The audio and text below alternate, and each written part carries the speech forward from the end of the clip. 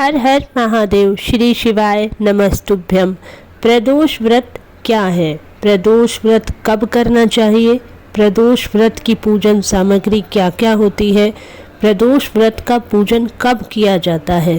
प्रदोष व्रत किन को करना चाहिए? क्या फल की प्राप्ति होती है? स्वागत है आपका अपने YouTube चैनल शिव की शक्ति में। कैसे हैं आप सब? आशा करती हूँ आप सब बहुत अच्छे होंगे। कमेंट में हर हर महादेव श्री शिवाय नमस्तुभ्यम अवश्य लिखें। आइए जानते हैं प्रदोष व्रत के बारे में। प्रदोष व्रत त्रयोदशी तिथि को रखा जाता है।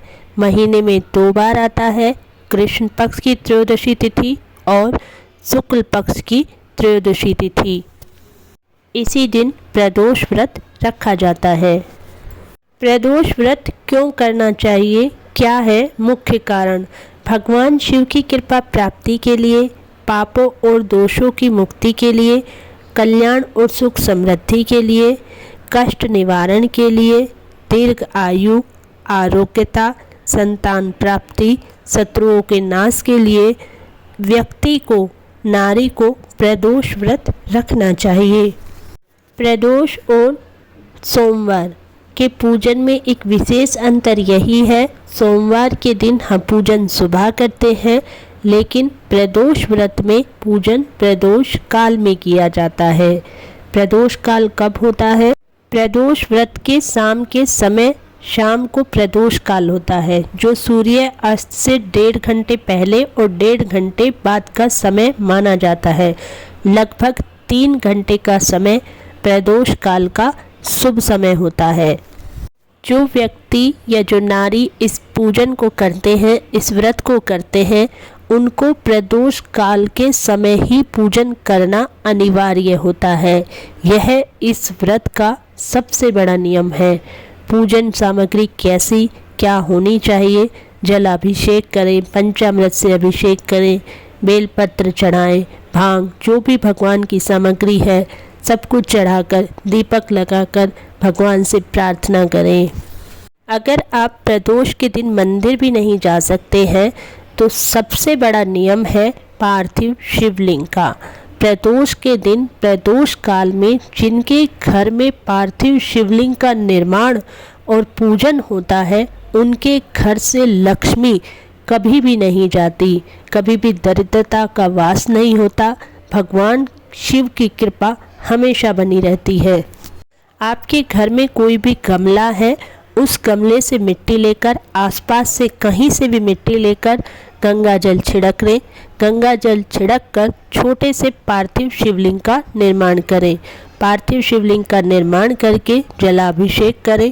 पंचामृत से अभिषेक करके फिर जलाभिषेक करके भगवान को चंदन, मौली, रोली, फूल, बेलपत्र समर्पित करके भोग लगाकर भगवान की आरती करें। पूजा प्रदोष के दिन प्रदोष काल का एक विशेष उपाय। अगर आपके घर में बहुत ज़्यादा टेंशन है, परेशानी चल रही है, आपने कोई इंटरव्यू दिया है, जॉब के लिए अप्लाई किया है, किसी एग्ज़ाम के लिए आपने अप्लाई किया है, बहुत ज़्यादा मेहनत के बाद भी आप सफल नहीं हो रहे हैं, तो मेहनत करते रहिए, खूब मेहनत करिए, लेकिन इस उपाय को एक बार प्रदोष के दिन प्रदोष काल में अवश्य करिए।